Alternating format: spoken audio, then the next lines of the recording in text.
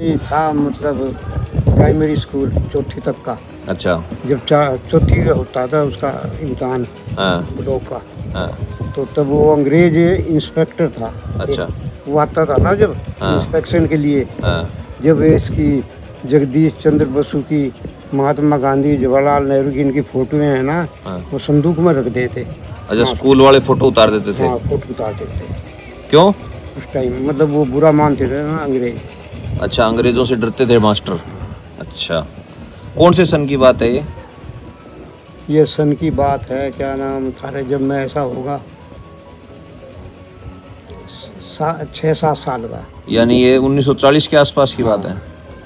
अच्छा, और नेहरू देखा है आपने कभी? हाँ नेहरू देखा एक बार, तो रुड़की आया था यूनिवर्सिटी में, तो कोई साइंस की लैब थी उसका उद्घाटन करने के लिए। हाँ। एक बार इंजीनियरिंग कॉलेज में इसमें आता रुड़की। आज़ादी के बाद? हाँ आज़ादी के बाद। अच्छा, और आज़ादी से पहले देखा है नेहरू कभी? आज़ादी से पहले नहीं देखा, आज़ादी के बाद देखा, जब एक वो सोटा रखता था छोटा सा। अच्छा, चलने के लिए? अगर हाथ में रखता था वो वैसे ही। अच्छा। वैसे ही शौकिया। और गुलाब का फूल होता था उसकी अच्छा, जेब के ऊपर लगा हुआ।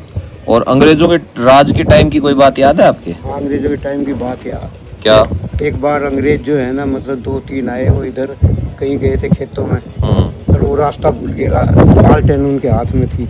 अच्छा, लालटेन थी। हाँ रात के ऐसे होंगे मेरे ख्याल है 8-9 बजे। हाँ। सर्दियों के दिन थे। तो फिर वो अपने बाड़े की तरफ जो है ना, वो रास्ता था बाहर जाने के लिए, उधर को आ गए वो घर में ही हमारे। जब उनको हम तो कोई रास्ता पूछना मांगता है, हिंदी में बोले थे वो? हिंदी में। फिर हमने उसे अपने बाखड़ में को, दहलीज में को बाहर करके फिर उन्हें रास्ता बताया। अच्छा, अब इधर से चले जाओ। क्योंकि वो हर संडे को आते थे उसमें बंगले पर, नहर के ऊपर था एक बंगला। अंग्रेजों का बंगला था? हाँ। तो उसमें आते थे हर संडे को। क्यों? छुट्टी के दिन, बस शिकार वगैरह खेलने के लिए। अच्छा। जब उसमें कुछ तो सीखते थे वो, गोली चलाना? गोली चलाना। हाँ। फिर डब्बा डाल देते नहर में। हाँ। और फिर गोली मारते उसके। अच्छा, बहते हुए डब्बे पे? हाँ बहते हुए डब्बे पे। हाँ हाँ। और अंग्रेज टैक्स वगैरह भी लेते थे? हाँ टैक्स वगैरह भी, ऐसा है कि वो गेहूँ वगैरह लेते थे वो। अच्छा, जो उपज होती थी? हाँ, तो उसमें जो लोग बाग जो छिपा कर रखते थे गेहूँ वगैरह। अच्छा, खुद की उपज? हाँ। भाई ले नहीं जाए अंग्रेज। हाँ, वो ज़्यादातर नील की खेती के लिए ज़्यादा दबाव देते थे कि नील उगाओ। हाँ नील उगाओ। अच्छा, गेहूँ मत उगाओ। हाँ। हाँ। और जैसे कोई याद है, जैसे अंग्रेजों ने कोई आप कभी कोई क्रांतिकारी मारा हो आपके सामने, कुछ ऐसा कुछ हुआ था कॉलेज में, स्कूल में कभी आपके टाइम पे? हाँ। क्या? एक लड़का था स्टूडेंट, मतलब स्कूल में? स्कूल में नहीं, कॉलेज में। अच्छा, आपके कॉलेज में? हाँ, ऋषिकुल आयुर्वेद कॉलेज में, हरिद्वार में? हरिद्वार में। हाँ। तो वो लड़का जो था, उसने झंडा फहराने के लिए 15 अगस्त पे, और वो ऊपर चढ़ने लगा तिरंगा झंडा लेकर। तो उन अंग्रेजों को पता चल गया। उन्होंने अपना सार्जेंट भेजा, उसने कहा मैं गोली मार दूंगा नीचे तो, उनको नहीं, मैं तो झंडा फहराऊंगा। अच्छा। उसने झंडा फहराते ही उसने गोली मार दी लड़के के वो आपके कॉलेज में? कॉलेज में ही। हाँ। फिर वो नीचे आ पड़ा। अब भी उसकी मूर्ति है वहाँ लगी हुई उस लड़के की। अच्छा, और स्टूडेंट ने विरोध नहीं किया? स्टूडेंट क्या विरोध करते उस टाइम। अच्छा, डरते थे उनसे? नहीं तो विरोध तो क्या, उन्होंने उनको जो भी इस पर चढ़ेगा, झंडा फहराएगा, हम उसे गोली से शूट कर देंगे। अच्छा। तो उसने कहा कि मैं चढ़ूंगा। डरा नहीं वो? डरा नहीं बिल्कुल। तो आपके साथ पढ़ता था वो? नहीं, वो बहुत अपने से भी सीनियर था। अच्छा, सीनियर क्लास में था। काफ़ी सालों पहली बात थी, जब तुम सुनते थे लोगों से। फिर दूसरी बार एक बार गया ना मैं हरिद्वार में, जब देखी उसकी प्रतिमा लगी हुई। अच्छा, तो जैसे आप जब पढ़ते थे तो उस टाइम फीस कितनी थी कॉलेज की, मेडिकल कॉलेज की? 10 रुपये मंथली। एक महीने की 10 रुपये? हाँ सिर्फ। और रहने का खर्चा कितना लगता था? रहना खर्चा सिर्फ 15 रुपये तो होटल का खर्चा। होटल में खाना खाते थे आप? हाँ। अच्छा। शुरू में तो एक साल तो हमने हाथ से बनाया। हाँ। और बाद में सेकेंड ईयर में आने के बाद में फिर होटल में खाने लगे। हाँ। 15 रुपये उसका होटल का किराया। हाँ। खर्चा। हाँ। और 5 रुपये कमरे का किराया। एक महीने का? एक महीने का। हाँ हाँ। बस 20 रुपये। 20 रुपये में हरिद्वार में एक महीना निकल जाता था? हाँ, एक महीना निकल जाता था। और कोई अपना खर्चा नहीं था। तो उस टाइम मेडिकल कॉलेज में बॉडी वगैरह कैसे आती थी? हाँ, बूढ़ी वगैरह मतलब गंगा जी में या डाल देते ना नहरों में। हाँ। लोग बाग जो ज़्यादातर ये साधु महात्मा इनकी ज़्यादा आती थी। अच्छा, डेड बॉडी आती थी। हाँ। हाँ। तो वे कई बार तो म्यूनिसिपैलिटी वाले हैं ना, हाँ। वो दे जाते खुद ही? खुद ही। हम्म। उनका कोई 50-20 रुपए था, हाँ। वो दे देते थे। हाँ। और कई बार लड़के खुद ही निकाल लाए थे। तो उस टाइम पुलिस रोकती नहीं थी कि लाश लेके कहाँ जा रहे हो? नहीं, म्यूनिसिपैलिटी वाले को तो अलाउ था, पर लड़के निकाल ले आए थे। मतलब स्टूडेंट, मेडिकल कॉलेज के स्टूडेंट जाके लाश निकाल लाते थे नदी में से, हाँ, और उसमें प्रैक्टिकल करते थे? हाँ, वो कभी कभी होता था ऐसा, नहीं तो ज़्यादातर लाश जो है वो म्यूनिसिपैलिटी वाले वो दे जाते हैं। वो इस पे प्रैक्टिकल कर लो। हाँ, उसको प्रैक्टिकल कर दो। हाँ। पोस्टमार्टम भी पहले उसी कॉलेज में होता था। अच्छा, पोस्टमार्टम भी वही होता था? हाँ, स्कूल आगे कॉलेज में। हाँ। क्योंकि उस सरकारी जो अस्पताल था ना अंग्रेजी, वो तो छोटा ही था हरिद्वार में उस टाइम। अच्छा, ये जो आंदोलन हुए थे, भारत छोड़ो आंदोलन और ये याद है कुछ? हाँ, ये याद है मेरा अच्छी तरह। क्या? जब मैं ऐसा होगा 12 साल का, हाँ। मुश्किल से, हम्म। तो उस टाइम में जो क्या नाम है सुनते थे अभी आज वहाँ मुसलमानों के ने हिंदुओं के गांव पे चढ़ाई कर दी। अच्छा, लड़ाई होती थी हिंदू मुसलमानों की? हाँ, वो ज़्यादातर मुसलमानों के गांव थे ना, हिंदू तो इतना नहीं करते थे, मुसलमान ज़्यादा करते थे। अच्छा, मुसलमान ज़्यादा? मुसलमानों के गांव में को जाते हुए लोग बाग डरते थे।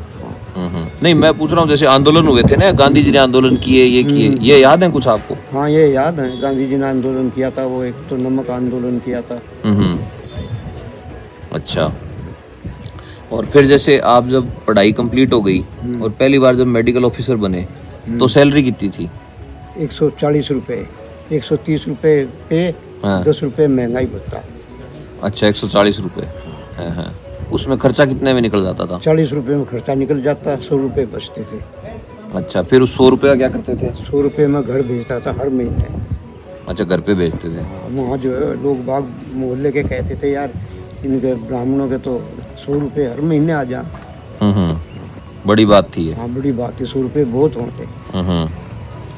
अच्छा, फिर पहली बार जब यहाँ आए थे इस जगह गंगानगर में, हाँ, तो तब कैसे आए थे यहाँ पे? कैसे? सबसे पहले नोहर आया। अच्छा। क्योंकि मैं जो एप्लीकेशन दी थी ना, हाँ। आवेदन किया था, वो एक दाताराम वैद्य जी होते थे नोहर में। हाँ। उन्होंने मतलब संपर्क किया था मेरे ससुर से। तो उन्होंने फिर था कि एप्लीकेशन जो है हमें हमारे पास भेज दो, हम आप ही फॉरवर्ड कर देंगे। तब उन्होंने मतलब वो अपॉइंटमेंट लेटर उन्हीं के पास आया, नोहरी। तो नोहर से अपॉइंटमेंट लेटर दे करके मैं फिर बीकानेर गया। बीकानेर से फिर मैं सामान वगैरह लिया, कुर्सी मेज वगैरह करा दी, कुछ दवाइयाँ दी, रजिस्टर वगैरह दिए। दवाइयाँ खुद ही खरीदी आपने? नहीं, दवाई तो वहीं से ली थी ना, ऑफिस से। अच्छा, ऑफिस से मिलती थी दवाइयाँ पहले? हॉस्पिटल के लिए? फर्नीचर वहीं से मिलता था, इंस्ट्रूमेंट्स वहीं से मिलते थे। और उन्हें लेकर के बुक करा दी उसमें गाड़ी से। और फिर जो गाड़ी में मैं आ गया गंगानगर। गंगानगर से वहाँ बीकानेर किसी ने बता दिया कि लालगढ़ मंडी है, वहाँ मन्नीवाड़ी के आते हैं, यानी कोई गलत बता दिया किसी ने। अच्छा। उसे ज्ञान नहीं था इतना। मैं फिर लालगढ़ आ गया। अब लालगढ़ पता करा कि यहाँ से तो कोई साधन नहीं। तो मैं एक वो पंचायत घर के सामने खड़ा था, ग्राम सेवक वहाँ का मेरे साथ था। अच्छा। उसने कहा था देखते हैं कोई गाड़ी है तो एक गाड़ी आती दिखी, नु आप इससे पूछो कहाँ जाएगी। जब मैंने पूछा मैं कभी गाड़ी कहाँ जाएगी, पहले तो घबरा गया। गाड़ी मतलब? ये ऊँट गाड़ी। अच्छा, ऊँट गाड़ी। पहले तो घबरा गया। जोर से बोलो थोड़ा सा। पहले तो वो घबरा गया काफी, ये क्यों पूछ रहे मुझे, ये जाननी पहचाननी। फिर मैं कहा मेरी नियुक्ति डॉक्टर के पद पे आपके गांव में हुई है और वहाँ मैं जाना चाह रहा और यहाँ से कोई और साधन है नहीं। जब उनके गड्ढे पे ऊँट गड्ढे पे बैठ करके मैं मन्नीवाड़ी में आया और सब पैदल जाते थे वहाँ से, या तो बुध सिंह वाले जाते थे, नारायणगढ़ जिसे कहते हैं, या साधुल से पैदल वहाँ से चढ़ते थे गाड़ी में या बस में। तो उस टाइम पैदल बहुत चलते थे लोग? हाँ, पैदल बहुत चलते थे। कितना? मतलब सादुल शहर पैदल जाते थे, मतलब 13 किलोमीटर। हाँ, 13 किलोमीटर इधर, और इधर सुंदरपुरे की पुली पे जा करके बैठते थे यहाँ भी। यानी 13-14 किलोमीटर जाना, 13-14 किलोमीटर आना। हाँ। या बुधसंग वाले चढ़ते थे। एक दिन में चल लेते थे इतना? हाँ, तो एक दिन में क्या वो 2 घंटे लगते थे मुश्किल से बस। 1.5 या 2 घंटा बस। हाँ। अच्छा, उस टाइम जैसे गेहूं नहीं होता था तब खाते क्या थे? जो बाजरी खाते थे उस टाइम में। जैसलमेर कब गए थे आप?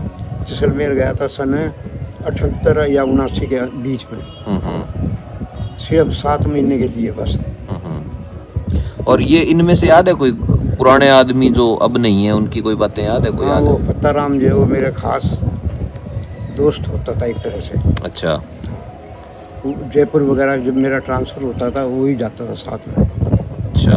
और 3-4 बार हुए मेरे, 3-4 बार उसने रुकवा दिया। तो फत्ताराम जी जो है वो बड़े दबंग आदमी थे उस हाँ, टाइम? बड़े दबंग आदमी थे उन दिनों में, हाँ। उस टाइम के, क्योंकि 5-6 पंचायत थी उनके अंडर में, अच्छा। और 12-13 साल तक तो सरपंच रहे अकेले ही? अकेले ही।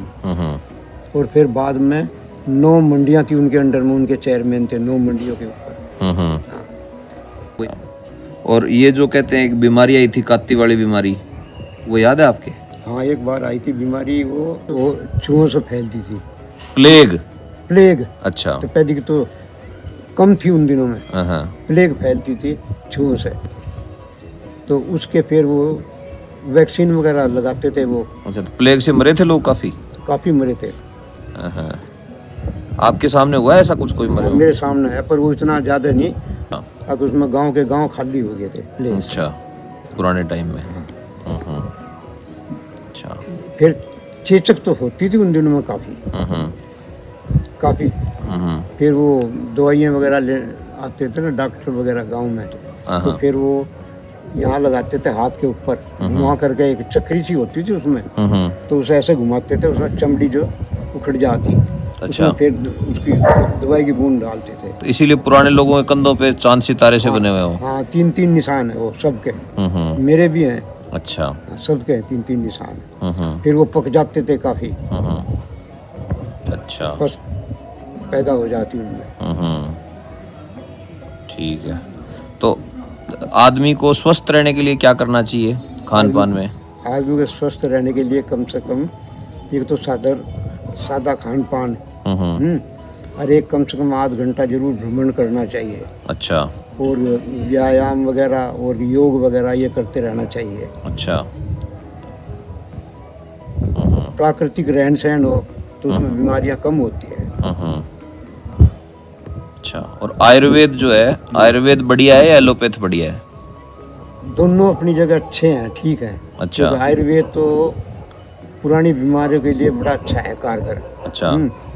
और जो सर्जरी वगैरह वो आयुर्वेद में जो लुप्त प्राय है, तो उसके अंदर सहारा लेना पड़ता है एलोपैथी का। तो दोनों अच्छी हैं, मतलब अपनी दोनों अच्छी। अगर जो दोनों कंबाइंड हो जाए ना तो बहुत अच्छी बात है। अच्छा। आप कॉलेज टाइम में कितने घंटे पढ़ते थे रोज? कॉलेज में कम से कम मैं रात को तो सो जाता था, 4 बजे उठता था, 4 बजे से लेकर के 6:30 बजे तक पढ़ता था। और दिन में जो पढ़ते वो अलग है। आप कसरत भी करते थे? एक्सरसाइज करते थे आप? हाँ, थोड़ी बहुत। अच्छा। तो उस टाइम पे पहलवान भी होते थे क्या लोग पुराने टाइम में? हाँ, काफ़ी होते थे पहलवान। वहाँ तो गांव में तो अखाड़े होते थे उनके। अच्छा। लड़ने के लिए। हाँ। तो वो बाकायदा ढोल वगैरह बजाते थे, उन्हें इनाम वगैरह भी दिया जाता था। तो उस टाइम खुराक भी ज़्यादा थी? हाँ, खुराक भी ज़्यादा थी। कितनी खुराक? तो मतलब वो घी अच्छा खाते थे, और क्या नाम, दूध अच्छा पीते थे। तो इतना दूध घी खाते थे तो कितना घी खा जाते थे? जैसे आपने देखा है कभी किसी आदमी को ज़्यादा घी खाते? हाँ। कितना? घी तो वैसे तो 250 ग्राम तो खाते ही थे वो। नॉर्मल? हाँ, नॉर्मल खा लेते थे कई। एक दिन का? एक दिन का, 2 टाइम में। और वैसे? और वैसे तो आधा किलो, 1 किलो में यहाँ मन्नीवाड़ी में देखे खाते हुए। किसको? रामकिशन है वो। 1 किलो चीनी खांड, मतलब बूरा खांड, और 1 किलो घी, वो रामकिशन और बद्री दोनों खा जाते थे। दोबारा बताओ। 1 किलो तो खांड, बुरा खांड, 1 किलो घी, रामकिशन ये देशवाड़िया, और एक वो बद्री हीर, ये दोनों के दोनों खा जाते थे एक साथ ही मिला के। तो फिर पेट खराब नहीं होता था ना? बस वो उसका बद्री का तो बर्दाश्त नहीं था, उसको 10 लग जाते थे। पर ये रामकिशन है, ये हजम कर लेता। 1 किलो घी को? 1 किलो। 1 किलो घी और 1 किलो चीनी को। इतने ताकतवर लोग थे, तो इनके हार्ट की बीमारियां नहीं हुई इतना घी खाया? बिल्कुल नहीं। तो ये आजकल तो कहते हैं ना घी खाने से हार्ट की बीमारी होती ना है। ना, जब कुछ नहीं होती थी, हम्म सब देसी घी खाते थे। डालडा दूसरा तो घी होता ही नहीं था गांव में, कि वो सब गाय भैंस रखते थे। तो घी के तो इनके पिप्पे रखे रहते, दो दो तीन तीन लोग हो गए। जब कोई ब्याह शादी या कोई हफ्ता नामकरण वगैरह, जब वो देसी घी बरतते थे। ज़्यादातर मतलब हलवा चलता था, मिठाई वगैरह तो होती नहीं थी उस टाइम। शादी वगैरह में सब हलवा चलता था। अच्छा, हलवा बनता था उस टाइम। हाँ, तो पहले जैसे रात को ही मरीज देखने जाते थे आप, जो पुराने टाइम में 1960 के दशक में? हाँ, रात को भी चले जाते थे कोई, तो कैसे जाते थे उस टाइम? ऊँट के साथ। बाहर के तो ऊँट पे अच्छा, ऊँट लेके आते थे वो? ऊँट लेकर तो यहाँ कितने गांव में आप अकेले डॉक्टर थे? बस यहाँ सुंदरपुरा, लालबाई, छापावाड़ी, हम्म, काली रोड, हम्म, इनके खाट सजवार, इनमें बस एक यही हॉस्पिटल था। 6-7 गांवों के बीच में एक ही हॉस्पिटल एक था। ही था। पेनिसिलिन आई थी, आपको याद है जब? हाँ, पेंसिलिन और क्या नाम, टेरामाइसिन और एमिकेसिन, ये तीन ही एमिकासिन। दवाइयाँ होती है। सल्फा ड्रग्स होती थी। अच्छा, बस। सल्फासिटामाइड, सल्फाथायाजोल, हम्म। सल्फामेथाजीन, ये दवाइयाँ होती थी ज़्यादातर। सल्फा ग्रुप, बाकी नहीं होती थी। बाकी नहीं होती थी। और कभी भूत वगैरह देखा है आपने? मैं विश्वास ही नहीं करता था भूत वगैरह पे। अच्छा। एक बार जब छोटा सा था मैं, ऐसा होगा बिल्कुल 8 साल का, जब कहने लगे उनको यहाँ एक वो केंदू वाली जोड़ी कहते थे वहाँ गांव में, वो इसमें जा सको क्या? मैं कहा मैं चले जाऊँगा। वो क्या पहचान है? मगर उस सब पर एक मटर की वो है पेड़, मटर का खेत, उसमें से मैं मटर तोड़ कर ले आऊँगा। मैं तोड़ कर ले आया था रात को। अच्छा, डर नहीं लगा आपको? सब ना चंबा क्या नहीं यार, चला गया। मगर होते हैं वैसे भूत प्रेत, आपको लगता है? कुछ नहीं होता, वहम है। बहन है। आज के युवाओं के लिए क्या संदेश है आपका? आपके आगे लिए है कि एक तो अपना चरित्र ठीक रखें, अपने माँ बाप की सेवा करें, और अच्छा खान पान खाएं, और समाज से जो है अलग न हो। बस समाज के लिए जितना हो सकता है अपनी तरफ से योगदान करें, किसी भी तरह से, या किसी संस्था से जुड़े, या कोई वैसे।